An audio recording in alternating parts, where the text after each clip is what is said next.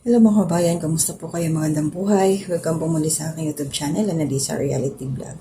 Ngayon po, hindi ako magbibigay ng reaksyon, pero gusto ko lang kasing bigyan or nais kong bigyan ng pasasalamat or acknowledgement po yung mga nag-comment doon sa aking upload about kay Jonathan na muling nagparamdam kay Pinuno Ka Business at sinundan po si Pinuno Ka Business.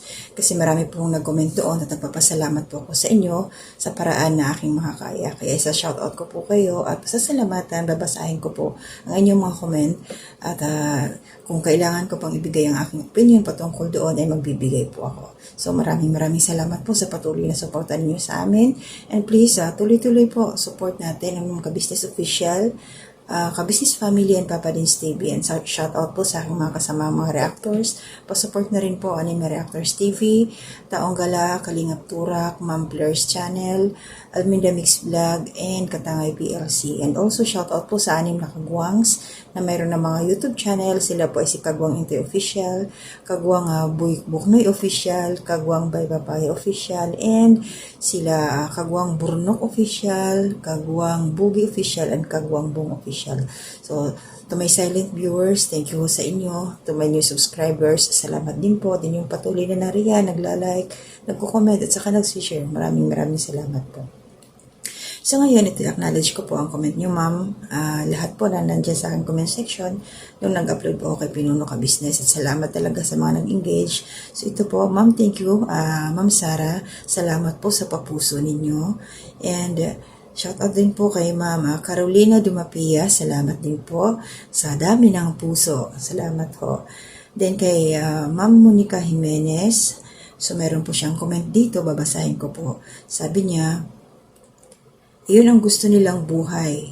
Hindi ako naaawa kasi madrama rin ang matanda. Makita na si ka-business, iyak-iyak, alam niya, yun kahinaan ng ka-business. Tama po kayo, Ma'am Monica Jimenez. Ito po patungkol doon sa itong kay Jonathan. So, marami talaga ang hindi, kumbaga, imbis na maaawa ka, maiinis ka na lang. Ito naman po yung nakita natin sa video ito. Tama sinabi ni Ma'am Monica Jimenez na once na nakita ni Nanay Marita si Pinuno Ka Business, iyak na kaagad, nagngingiwi na kaagad, nagdadrama na. Kasi alam naman natin na si Pinuno, malambot ang puso, hindi niya rin matiis. Siyempre matanda na yon. Kaya lang, alam naman natin ang ginagawa ng mag-ina na ito, na kahit saan sila ilagay, ibigay pa rin ng sakit ng ulo. Diba? So salamat po Ma'am Monica Jimenez, God bless po. Salamat sa suporta ninyo. And Ma'am Maria Luisa Cartalaba, shoutout po, salamat din po sa papuso ninyo. Shoutout na rin po sa iyong kaibigan kay Ma'am Jessica. And shoutout din po kay Kabayan or Ma'am Merlin Matsuka. Ang sabi niya, sige po babasahin ko, yung dalawang vlogger pinaglinis si Jonathan ng pader. Hindi ko po napanood yun ma'am, pero kung nangyari man yung pinaglinis si Jonathan, deserve niya yun. Kasi, di ba, meron naman tayong kasabihan na kung walang trabaho, wala kang makakain. Magtrabaho ka para may makain ka. Di ba? Kasi kaya naman, kain ka ng kain, wala kang ginagawa. Kaya tama lang yun. Magbanat ng buto kasi tayo rin naman, di ba, nagtatrabaho tayo para may makain. Kaya okay lang yun.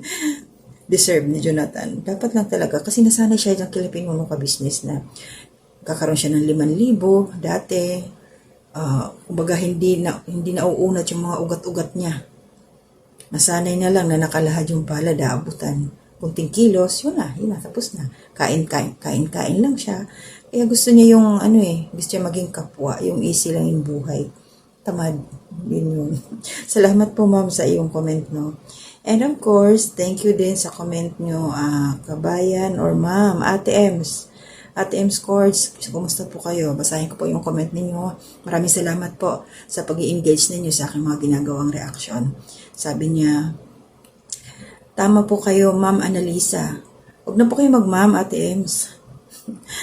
naninira sa KBO, tapos napunta pa rin kay KBO. Yung dalawang vlogger naman, natutuwa pa kay Joe kasi for the views. Ingat po kayo. Salamat po, Ate Ems. Yun po yung wala tayong magawa kay Jonathan talaga siguro ang gusto ni Jonathan ba, yung direktahin siya ni Pinuno na sabihin, sige, huwag ka nang pumunta dito, huwag ka nang babalik dito. Kasi siguro hanggat hindi nang gagaling sa bibig niya ni ka-business na ayaw na niya talaga kay Jonathan, babalik-balikan pa rin yan. Pero ano kaya itry ni Pinuno ka business? Diretsahin si Jonathan. Pero ano lang yun, yung parang kunyari lang ba? Obserbahan kung ano yung gagawin. Kasi di ba bigla na lang sumusulpot. Kumbaga, hindi naman siya sinabihan na pumunta dito. Bigla na lang darating doon. Diba? Tapos, pag walang madatnan, mag-iikot na siya kung saan. Ito ngayon nangyari sa kanya. Pumunta doon kay Lalito. Ito na. So, sana Pinuno? Sana lang. Hindi ko pinangungunahan si Pinuno ka business. Pero sana yung parang one time lang niya sabihin, huwag ka nang pupunta dito, Jonathan. Ayoko na sa'yo. Kasi di ba yun lang naman ang inaantay ni Jonathan? Di ba nung nagtanong siya kay nung kila Intoy, nung pumunta, nung na-high blood si Mrs. Ka-Business, na gusto nga niya makausap si Pinuno kung tutulungan pa ba sila o hindi. Syempre, hindi naman makapag-decide dito sila Intoy kasi wala namang sinabi si Pinuno. At saka manggagaling talaga eye to eye kay Pinuno Ka-Business na i-period niya na si Jonathan. Subukan lang ba kung susunod ba? Kasi kung pag sinabi ni Pinuno na huwag ka nang babalik, tapos na kami sa'yo, hindi na kami tutulong. O ano kaya kung babalik pa si Jonathan ng ganun wish ko lang, antayin natin kung mangyari yung ganun kay Pinuno. Kung mag-aanohan lang niya talaga. Subukan. Sana. Ito sana, opinion ko lang po yun Hindi ko inuutusan na minamanduhan si Pinuno. Opinion ko lang yun. Kasi yun ang inaantay siguro ni Jonathan nung ayawan na siya Kasi hanggat hindi inaayawan, ewan ko lang, pabalik-balik sa bagay.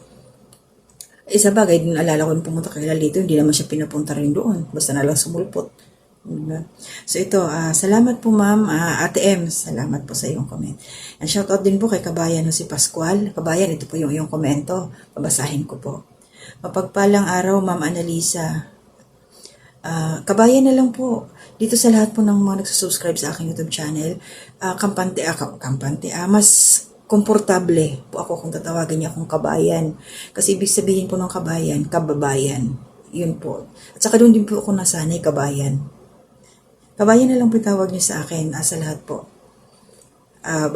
Kahit man mas bata sa akin, mas matanda sa akin, or ako mo, basta kabayan po. Kababayan tayong lahat. So, mapagpalang araw po, Ma'am Annalisa. Kabayan, please Ganon din sa iyong pamilya. Salamat. Para sa akin, sapat na ang pagtulong ni Ka-Business sa mag-ina. Hindi naman siguro kasalanan sa Diyos na bitawan na sila. Tama, may point din dito si Kabayan, si Pascual. Kasi kumbaga sobra-sobra na Sobra-sobra na yung tulong ng Ka-Business. Kasi kumbaga abuso na kasi. Abusado na parang nangyayari dito. Nagiging tamad na si Jonathan kasi naintindihan niya ni Pinuno kuhang-kuha nga yung ugali, kaya kumbaga tanggap na siya kung ano siya. Kaya lalong pinaninindigan ni Jonathan, ang ganun na nga siya. So tatamad-tamad na lang. Pagpunta kila Pinuno, mambuburaot. Galing kay Jonathan yung word na yun, mambuburaot siya. Ibig sabihin, maghahanap ng makakain, manghihingi ng pera. So yun, mambuburaot lang yan. Mautak talaga si Jonathan. Kaya masasabi ko ngayon ko lang na-realize na yung kasaltikan niya, user din siya. Sinasadya na dahil sa katamaran niya, ayaw niya magbanat ng buto. So yun, kabayan, salamat po. Excuse me. Nasamid ako, may nakaalala. Wala naman akong inutangan. So magandang buhay sa iyo, kabayan Jessie Lucas. Salamat po sa suporta. Ito po yung iyong komento. Takbuhan pa rin ni Jonathan. Ano yung BL? Or baka sila ito. Takbuhan pa rin ni Jonathan sila Ka-Business. Kapal ng mukha, hindi kayang tumbasan ang mga tulong ni Ka-Business kay Jonathan. Pag-vlog lang ang kaya nila. Alam ko na tinutumbok mo, kabayan. Malinaw naman po. Malinaw naman talaga na ganun. Pero sige lang kasi tinutulungan din naman nila. So shoutout po kay kabayan Mika 1962. Ito po, mayroon po siyang comment dito, under po sa comment din ni Kabayan Jessie Lucas. Sabi ni Kabayan Mika, 1962, parang yung dalawa na ang nag-vlog kay Jonathan, nagsama ang mga walang utang na loob. Kung bibigyan nila ng tirahan yung dalawa, dapat paliliguan nila yung matanda at linisin ang tirahan nila katulad ng ginagawa ng Ka-Business. Tama, nag-reply ako dito sa ni Kabayan Mika. Sabi ko nga dito, dapat paliguan nila si Nanay Marita, hindi yung iba-vlog lang. Kasi tama naman talaga Pinablog nila. binibigyan nila ng pagkain, hindi naman nila pinaliliguan, sino lang ang gumagawa na nagpapaligo kay Nanay Marita? Si Mrs. Ka-Business at saka yung mga Ems, tulong-tulong sila. Diba? Yun naman talagang masasabi natin, pa-vlog-vlog nga lang talaga. Pa-views-views lang sila. Ako nagre-react. So ito po kay Ma'am Kabaya na Teresita Lunas, shout out po ma'am, salamat po sa iyong pagbisita sa aking munting kubo. Ito po yung iyong comment at babasahin ko po. Salamat po sa effort ninyo. Salamat po at nandito kayo. So ang pagtulong ay may hangganan din. Kahit anong tulong ng kabisnes, wala din sa isay. Kasi hindi pinahahalagahan. Tama po kayo ma'am. Hindi obligasyon nila kabisnes na ampunin sila, gawing palabigasan. Kakainis din pa York. Okay lang po, hindi ko lang makuha kung anong word na to. Ma-stress ka talaga. Yung mga kampi kay Jonathan, kayo ang tumulong at mag-sponsors para sa pang-araw-araw nila. Para yung itutulong nila ka-business sa iba na lang na deserving ng tulong, hindi yung sa tamad na tao at maligalig, matigas ang ulo. God bless po. God bless po. Yun po kay Ma'am Teresita Lunas. Salamat po ma'am, totoo po yan, sinabi ninyo. Kasi nga nasanay na nga ako si Jonathan doon Tapos yun nga, maraming kumakampi kay Jonathan. Ibig sabihin nun, marami ang sumusuporta sa katamaran ni Jonathan. Sa totoo lang nakakapundi, diba? Nakakapuno na talaga. Ito siyempre si Pinuno, ano siya ang tawag dito, kumbaga malayo na kasi ang nilakbay ng pagtulong nila, kaya lang abusado na nga ito si Jonathan. Naiinis din yan, sa totoo lang, napupurnada din ang isip niya, napapagod din yan si Pinuno. Kaya lang, hinahayaan na lang nila, pumupunta doon, sige, abutan nila ng pagkain, pinapakain nila, ganun na lang. So ito po, another comment po kay Ma'am Rusi Jerunga, or Hirunga yata ito. Sabi ko na aasa lang yan sa mga tulong at kayo naman sige ng tama, umaasa lang talaga. Kahit naman sino ang daming kusina ni Jonathan Hindi na siya magtatrabaho kasi pag pumunta dito sa kabila, bibigyan siya makakakain siya. Yun lang naman sa kanya, sabi nga niya, tamang kain lang siya, pwede na. Diba? Kay Kabayan Jessie Lucas, good morning po. Salamat sa iyong comment. Good morning, Annalisa. Ingat ka lagi dyan. God bless you always. God bless din po sa iyo, Kabayan Jessie Lucas. Mag-iingat po kayo palagi. Kung hindi ako nagkakamali, nasa Hong Kong kayo. Ingat po, Kabayan. And meron pa siya isang comment. Stress rin ako kay Jonathan. Asante yung mga anay na vlog kay Jonathan. Tulungan nila yung mag-ina. Oo, Kabayan. Alam mo, Kabayan Jessie Lucas, sa totoo lang, itatawa na lang natin yung ating inis, no? Kasi, katulad ko, ito, tamang panonood lang din naman ako, nagagawa ko. Kasi, siguro kung dumating yung time, halimbawa lang, paliguan natin si Nanay Marita. Diba? Wala namang problema yun, basta nandyan lang. Shout out po Ma'am Monica Jimenez. Thank you po sa iyong pag-comment. Sabi niya po, according sa interview sa mga tao, ganun talaga gawain ni Nanay Marita kahit wala siyang sakit. Pinagbenta ang bahay nila at ganun gawain at may bisyo siya nung wala sakit at malakas pa, kaya karma yan sa kanila. Ay ganun po ba? So nag-reply ako dito kay Ma'am good morning, yun lang po talaga nasa huli ang resulta sa bawat actions natin, palaboy ng mag-ina. Ay, ganun. So, ito yung naalala ko dati, nagbigay ako ng reaction doon na sana, kumbaga alamin doon sa kapaligiran ba, yung lugar nila Jonathan, kung ano ba talaga yung background ng mag-ina. So, ayun, may pahapyaw na nga ibinigay yung barangay, hindi man nila tinumpok, kumbaga hindi man nila in-on-air or in-online ang mga sinabi. So, at least meron na tayong idea na talaga meron silang hindi magandang naging pangyayari noon sa buhay nila. Ito, sabi nga ni Kabayan o ni Ma'am Monica Jimenez, binenta yung bahay nila. So, sayang din, di ba? Meron na sana silang ari-arian. Isibenta boy din to Okay, may isa pang comment si Ma'am Monica. Wala nang nagbibigay sa kanila kasi alam nila ugali. nagbigay sa kanila mga vlogger na lang kasi na-vlog nila at napakinabangan. Yun na lang po. Pero ito yung pasintabi, si Pinuno Ka-Business talaga. Ang unang nakatulong dito kay Jonathan. Ito sila Mrs. Ka-Business, sila Pinuno ang kumbaga nag-ahon doon sa kanilang tinutuluyan na basura. Basurahan na yun, tambakan na talaga ngayon, sinasalo na lang ng mga nandyan na iba. Diba? Wala tayong magawa. Masasabi ko talaga, ay nako, kapalang face.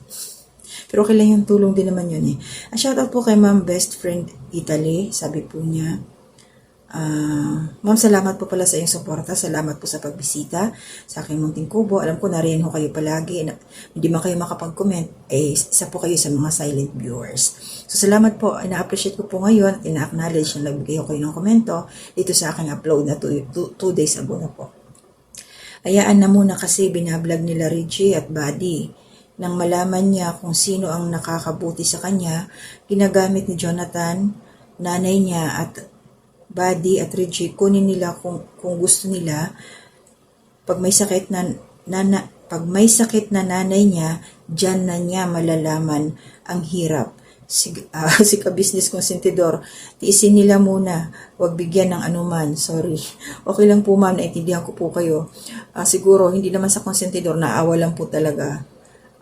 Siyempre si Pinuno, alam niya yung hirap ng nasa labas nasa kalsada, kaya naawa lang po siya. Pero naawa na naiinis, wala siyang magawa din. Tinutulungan pa rin. Wala pati yung dalawa, ganun din sila ito po kay Ma'am Teresita Lunas, may comment pa po siya. Mahaba-haba, medyo mahaba. Ma'am, babasahin ko po. Salamat po. I-appreciate ko po ito at i-acknowledge ko. Sabi niya, shoutout po Ma'am Teresita Lunas. Kahit anong bait mo, madadala ka rin. Sobrang bait ni Ka-Business pero nakakainis na panoorin. Matigas ang ulo at makapal na ang mukha niya. About ito kay Jonathan daw, matigas na ang ulo. Parang gusto niya hindi magtrabaho. Yung hihingi na lang, tamad kasi itong si Jonathan, dapat talaga na ilagay na lang sa barangay. Dinala na po sila sa barangay, Ma'am Teresita, kaya lang umalis at hindi na ho bumalik. Shoutout po kay Sir Wakiwak dahil siya po yung pinag-isapan noon ni Pinuno Ka-Business na dalhin ito sila Jonathan. Yun nga, dinala naman, kaso nga umalis at wala ng hindi na nagbalik. Ayun na naman sila ngayon, laboy-laboy. So kahit anong tulong ang gawin mo, masama ka pa rin. Matatakot yan kung hulihin sila para ilagay sa barangay. Mag-asawa din sila TV, ibig sabihin yung mag-asawa. Din sila TV at sila Renji at si LB, baka akala ni Jonathan may mag-sponsor sa kanya. Kasi sikat na daw siya. At maraming nagmamahal, assuming siya. Hindi maganda kay nanay na hindi nakahiga kasi ang paa niya ay mamamanasyon kasi hindi nag-circulate ang dugo. Hindi nag-circulate ang dugo niya. Dapat nga sa tanghali, after lunch, mahiga siya para matulog. Tama po. Hirap yung laging nakaupo. Hay nako, hirap talaga kahit ikuha ng bahay, wala din. Nirereklamo din ng kapitbahay kasi mabaho. Kaya saan siya dadalhin? Lahat na ginawa nila Ka-Business, hindi nila pinahalagahan ang mga tulong. God bless po. Salamat po Ma'am Teresita Lunas. Tama po kayo sa iyong mga sinabi lahat. Lahat po talaga ay ginawa na nila Ka-Business sa baba naman ng panahon na yon. At hindi lang po sila Ka-Business ang nag-e-effort din. Kasama din yung mga kagwangs. At ngayon, andyan din yung mga kasag. So, sobra-sobra na. So, walang problema sa Ka-Business, kundi nandoon ang problema kay Jonathan at kay Nanay Marita. Kasi ito si Jonathan, kung sino nga yung kaharap niya, iba yung sinasabi niya. Pagdating dun sa kabila, iba na naman sinabi niya. So, wala talaga tayong magawa dito. Hindi ko alam kay Pinuno. Pakulong mo na yan, Pinuno. So, ito po kay Ate Nicor Samiliano Ralph. Siya po si Ate Marilyn. Sabi niya, hello Liz, gandang gabi. Sa'yo, ingat ka lagi. Salamat ate, ingat din po kayo palagi dyan. And of course, may nag-comment po dito ang aking co-reactor, si Anime Reactors TV. Salamat kabayan sa pupuso. So, yun po yung mga comments. So, maraming salamat sa mga nanood po, nag-views po dito sa aking ginawang reaction patungkol kay Jonathan. Sa mga hindi ho nag-skip ng ads, maraming salamat po sa inyo. So, darating yung panahon, hindi po natin masabi. Kasi sa ngayon ay inaantay ko pa ho yung aking Google AdSense. So wala pa po kasi hindi pa dumarating. So pag sakaling God willing, dumating man po ito in the right time kasi hanggang July, itong July na lang ang aking pag-aantay. So kung hindi man, magre-reapply ulit ako ng aking Google AdSense. Wala pa, hindi pa nakarating doon sa aming hometown, doon sa post office namin. Wala pa din. So kung sakali man po na dumating na yon at talagang maano ko na itong aking AdSense, saka po ako magbibigay ng announcement kung ano po yung anong meron dito sa aking YouTube channel. Ibig kong sabihin is yung aking magiging purpose, hindi lang naman ako basta-basta magre-reaction lang. Although nakaraan po binanggit ko na yung reseta ko, bibilhin mo. Yes po, tutuparin ko po yun once ako ay nakauwi na. At once, kung magkano po yung revenue na makukuha ko dito, syempre, hati-hati po. Maglalaan po tayo doon sa sinabi kong proyekto ko. Yun talaga, tutok ako doon sa reseta mo, bibilhin ko. Doon po ako nakatutok. So yun po, maraming salamat po sa lahat ng mga nag-comment. Sa lahat po, lahat-lahat. Maraming salamat sa inyo.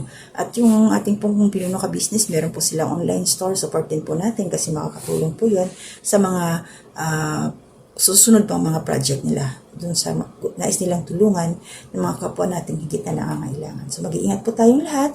Ito lang po yung aking ginagawa ngayon, kundi ang i-acknowledge po at salamatan lahat na nandyan sa aking comment section. Hindi po yung lahat kasi ito lang po yung in-upload ko patungkol doon kay Jonathan na 2 araw na ang nakalipas. Maraming salamat. Hanggang sa susunod po muli. Mag-ingat tayo at to God be the glory.